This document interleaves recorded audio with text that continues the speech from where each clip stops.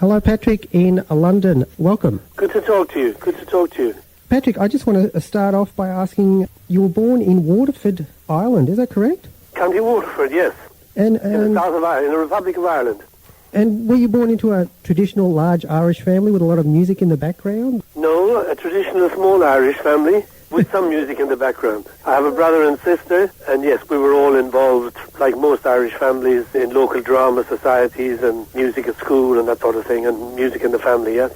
So is that what sparked your interest in eventually becoming a professional muso? No, I hadn't even thought about it then. It's purely by accident. When I was, as a student in England, I was at Ealing Art School, and then I met some musicians who were there at the time, and I was working, trying to get some money together for when I went back to university in Ireland. So I was only in England for like 4 months as a working student with lots of other guys. And kind of heard some music in pubs, and the occasional evening I went in there, because I didn't have much money to spend. And also there was some music going on in the art school itself, where I was doing a part-time course. So that was my first I was aware of something going on. So that was like early 60s. English art school of the 60s was a hotbed for creative musicians. Yeah, well, that's where Pete Townsend was at the same school. It was in West Ealing in London. And I know Ray Davies. And he had just started a band called the Detours before there were the Who then. Then there was another group called the Tomcats. There was another group, Ronnie Wood had a band called the Birds, the Original Birds. And eventually myself and a couple of other guys started a band called the Second Thoughts. So did you go back to Ireland and do uni, or did you just come straight back? No, what happened was then that I went back for a couple of months and kind of was very restless because I had found something interesting, something that appealed to me, having kind of led a fairly sheltered, indoctrinated life in Ireland. And I came back to London again and continued another course. And in the process of kind of being there, met more people, and eventually turned this band into a good semi-professional band. We had played lots of the best venues in London, and then we went to Germany. This is the Second Thoughts? Yeah, and then in Germany we played at the Star Club. Did a couple of tours there, went through all that normal stuff where you don't get paid and everybody's broke, and the embassy have to bail you out and get you home and hold your passports and that sort of thing. Most guys at the time went through something like that. Then eventually when I got back to England, I decided I was going to try and do something of my own, All these bands were kind of splitting up, different people going into different bands, and then I'd met some people from Sweden in Germany, so I went out to Stockholm for a while, joined a band there, had a girlfriend there who was a journalist, so it was kind of half and half, going out to see her and getting involved in the band.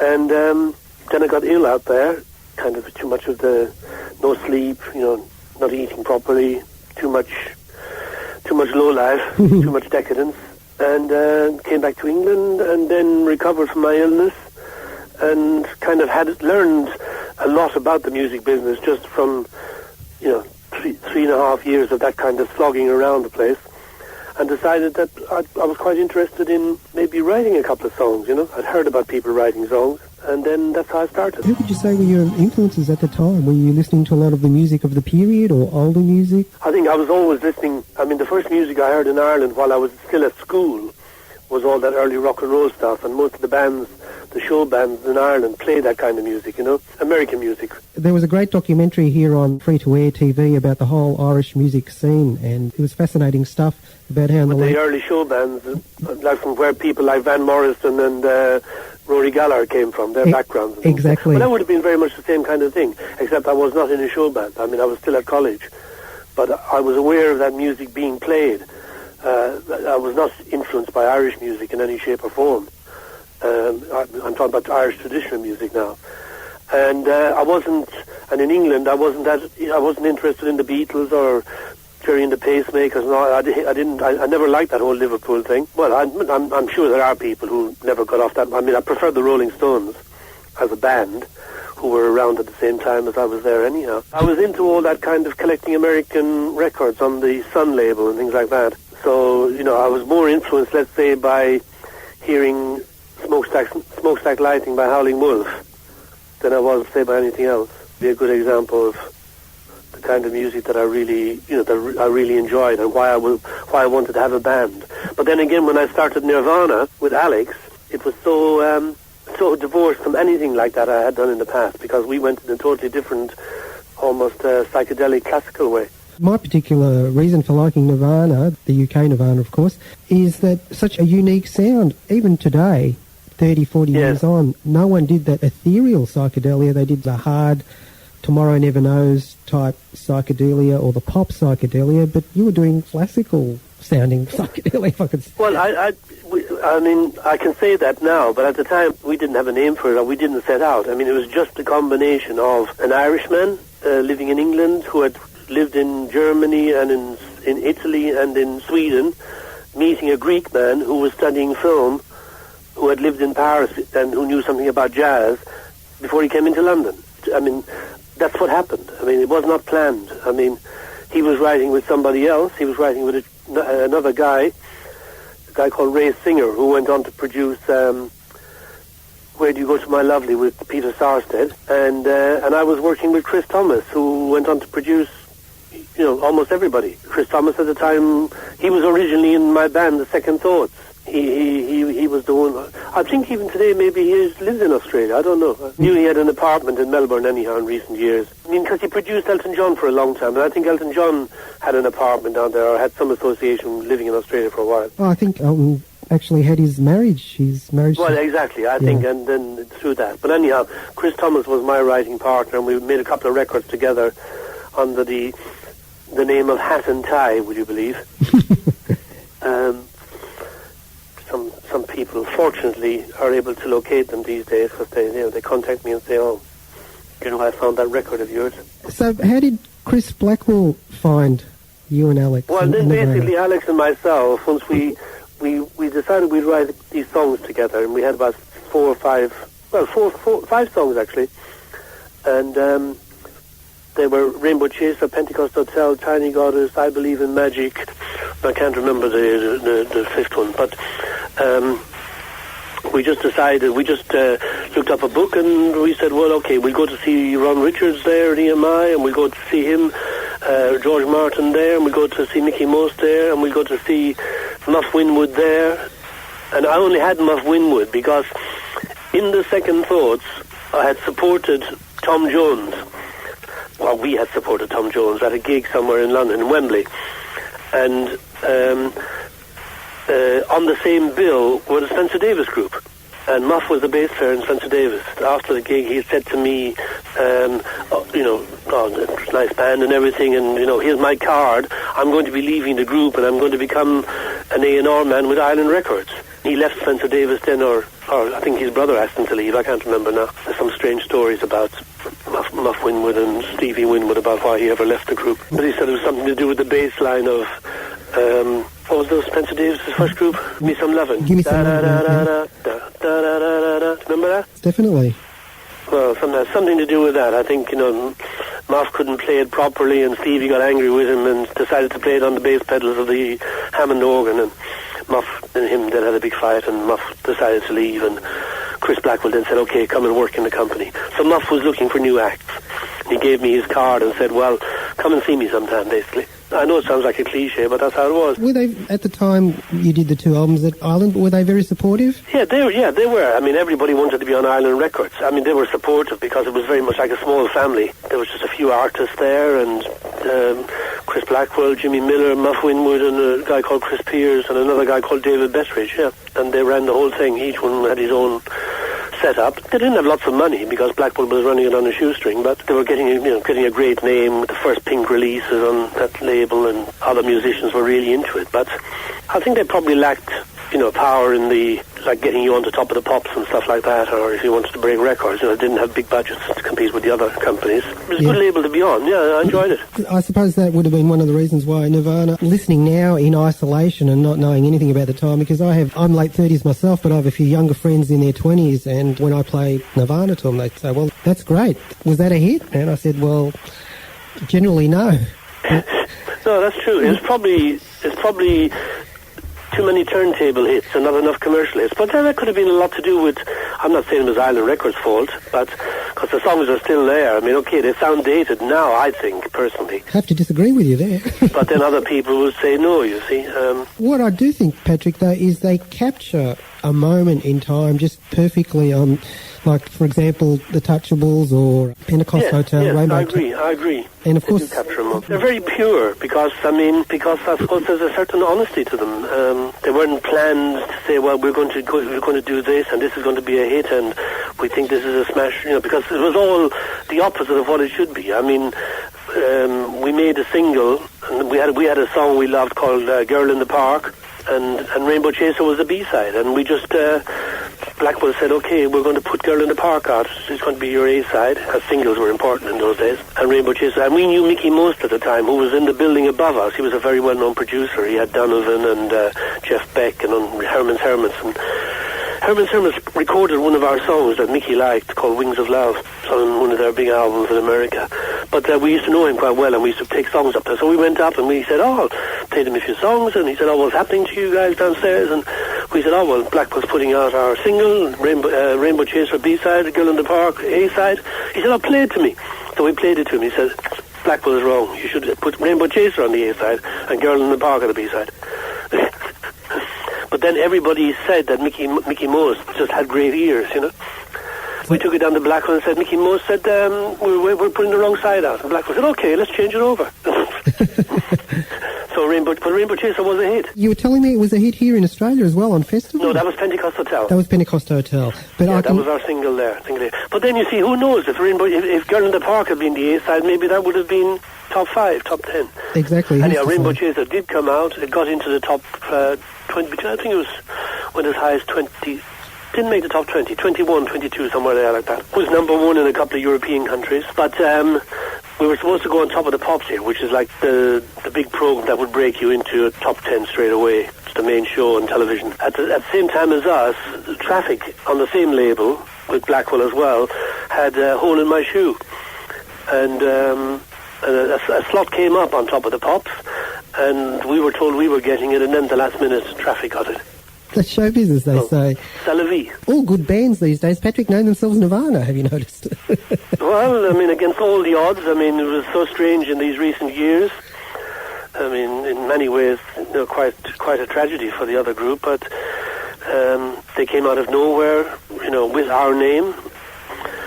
It was a big surprise to us, and how it came about. But then, when you hear about it, you think, just another group with our name. But I mean, for them to become so enormous was real difficult for us. We had put, we were still releasing records. We had a lot of records. We didn't have a great profile in America. Fortunately, we had a little profile because our lawyers there were able to show that, in fact, we had records released in America, and you could go into the stores and buy them. Which they did, and were able to say. But anyhow, it didn't go to court. It was all settled out of court, and we have every right to still use our name as we see fit. That's excellent. And you paid tribute to Nirvana by recording what I think is an excellent cover of one of US Nirvana's great songs, Lithium, yes. Yeah, I don't know if paying tribute is the right way to explain it. I mean, I think Alex and myself are quite kind of humorous people. Sometimes even though our humour is quite dark. But so you're being a little bit more of cheeky a gesture to say, listen, no bad feelings. I mean, we like your songs. I mean, I would have liked if they'd recorded one of ours. That would have been nice. Patrick, I want to ask you, it's a toss-up between all of us and Black Flower. What did you say your particular favourite? Is Black Flower. All right, okay, yes, the third album.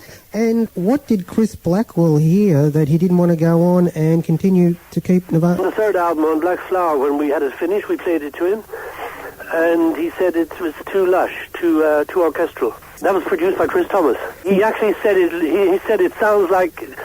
Do you ever remember a movie called A Man and a Woman? French movie? Yes, with Anouk Aimée. Yeah.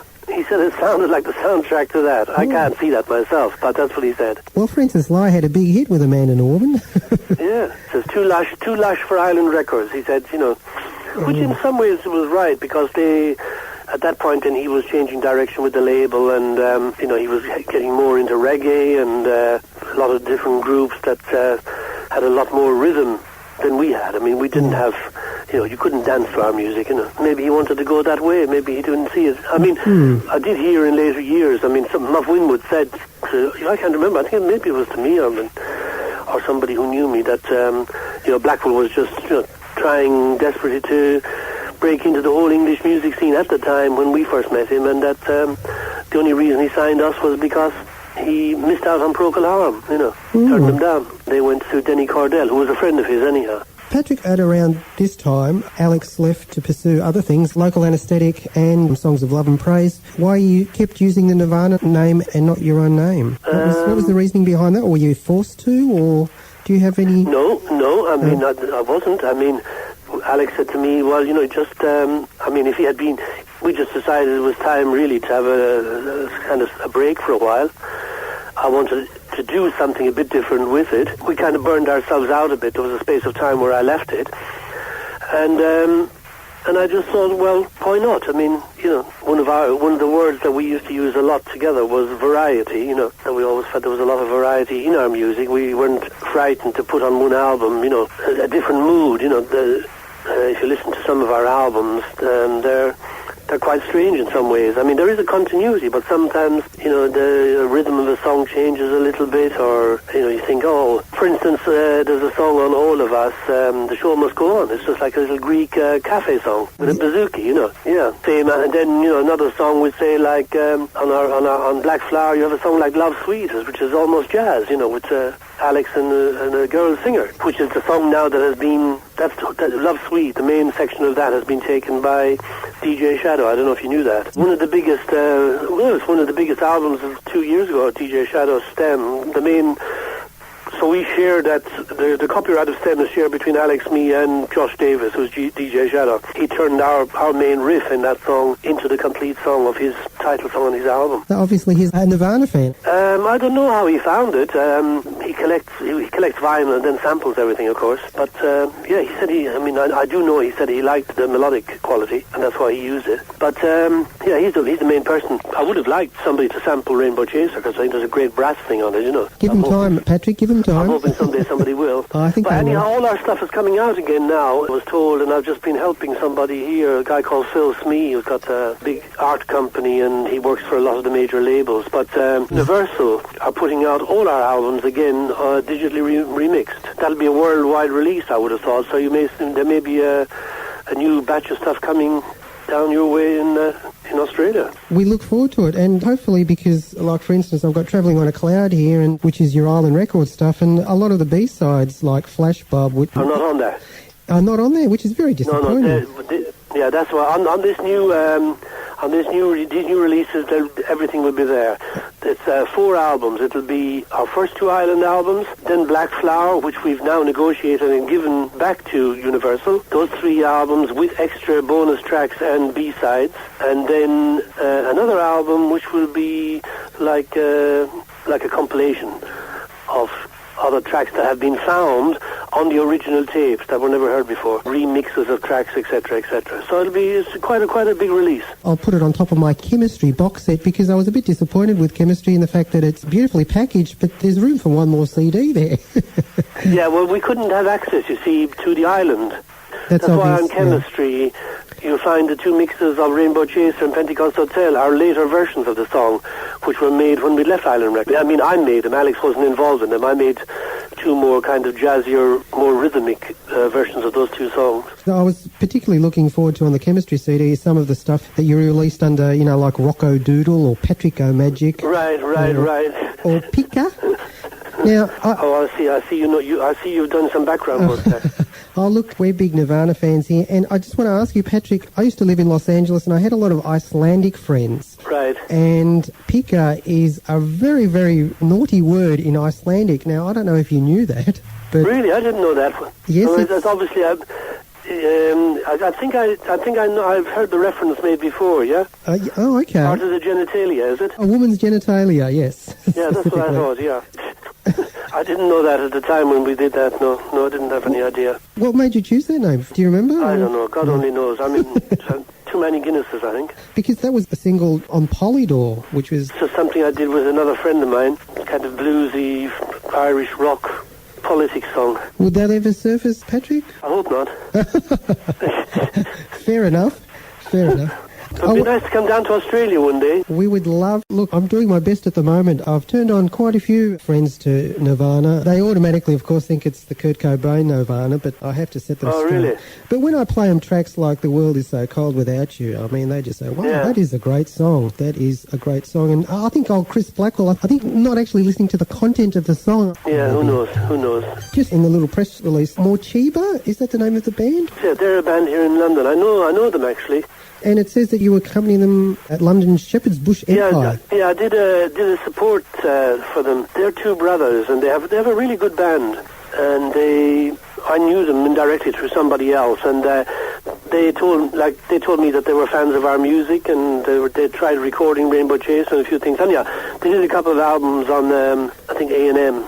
Now they're on Chrysalis, but they're very big around the world, and especially in America and in European countries. I don't know about in Australia. It could be. I only listen to Nirvana CDs. Where was I? What were we saying about Morcheeba? Oh yeah, they said to me, why don't you, just for fun, do the show with us at Shepherd's Bush? So I said, well, yeah, it's not a bad idea if I could get it together. I hadn't played for a long time, 24 years. I got a little string quartet and a guitarist friend and a keyboard friend, and rehearsed 6-7 songs for 2 days and went into the show. It was fun. Excellent. And how was the crowd reaction? They liked it. Yeah, they liked it. It was a crowd that were, purely there as followers of Morcheeba, but it seemed to go down real well. On the strength of it, then we were asked to do a festival, kind of psychedelic festival, which happens every year. We weren't able to get it. Alex and myself were going to do that then. So when I told Alex about it, we said, well, yeah, maybe let's try some of these things. So maybe we'll try this coming year, please God. Who knows? Good luck with that. And I noticed here also that you and Alex plan to record it, or you've started. We started recording. Yeah, we started recording some new songs, which are up-tempo and kind of... They do retain some of the qualities of our original music, but not in a classical way, very much in a more like, say, Where the Birds Meet the Flaming Lips. Can you imagine that? A good combination. Yeah, it's somewhere in there. Do you plan to finish the project soon? Hopefully, yes. I mean, we've really finished about 3 songs at the moment, and we have another 3 that we're kind of working on. So 6 songs kind of in the pipeline at the moment. And will that be on Market Square Records, or are you doing a deal somewhere? I doubt it. No, I wouldn't have thought so. I mean, I don't know, what we'll do with them, or where we'll go with them, or what name we'll use even to put them out. Well, it may not even be Nirvana. Also, there's mention of a Nirvana DVD project. Yeah, some people are trying to get together some film. I mean, we did one movie with... way back with a Danish director, and that's been located. It's about half an hour long, and it's us and a group here in England called Colosseum, and George Martin is in it. Actually, George Martin is a previous guest of our show. Really? Well, Sir George. Yeah, that's right. It's a sort of, it's basically a film about music and fashion in London during those early days. And also we did a film with Salvador Dali in Paris, which was like, one of the highlights of our live work, and somebody, I believe, has got a copy. I haven't seen it yet, but somebody has a copy of it somewhere. We'd love to see that, because you speak about that on... Yeah, I really enjoyed that show. Yeah. That was good. Kind of, that was probably, the realest happening I've been to, And I've been to a few. Anyway, I just want to mention, Me and My Friend, along with Songs of Love and Praise, is on Market Square Records. Highly recommended, because there's 2 Patrick Campbell-Lyons albums there on 1 CD, great value. The website's marketsquarerecords.co.uk. But the good thing, Patrick, is that chemistry is easily available, as well as travelling on a cloud. Basically, nearly all your material, except I had to search in New Orleans to find the hero I might have been. Oh, really? Yes. But there was a bit of Irish music there on that. Yeah, I mean, that's something you probably haven't got. I think it would probably sell well in Australia. I did an Irish album in these recent years, under my own name, Patrick Lyons. But it's just something I did as an experiment. It's original music, using jigs, reels and hornpipes. I wrote 6 poems, and it's basically about immigration. Well, there's a lot of Irish immigrants here in Australia. Yeah, it's sold quite well on the internet in America. There's a lot more Irish immigrants in America too, yeah. But it would be something that might interest a company down there who deal with that kind of product. I'll send you a copy. Thank you very much, Patrick. All right. Maybe I'll come to us. It's called Ireland in My Dreams. Maybe it might get me, I might get Qantas to sponsor it and come down and see you. Oh, definitely. All right, Patrick, we'll say goodbye. Yeah, good to talk to you.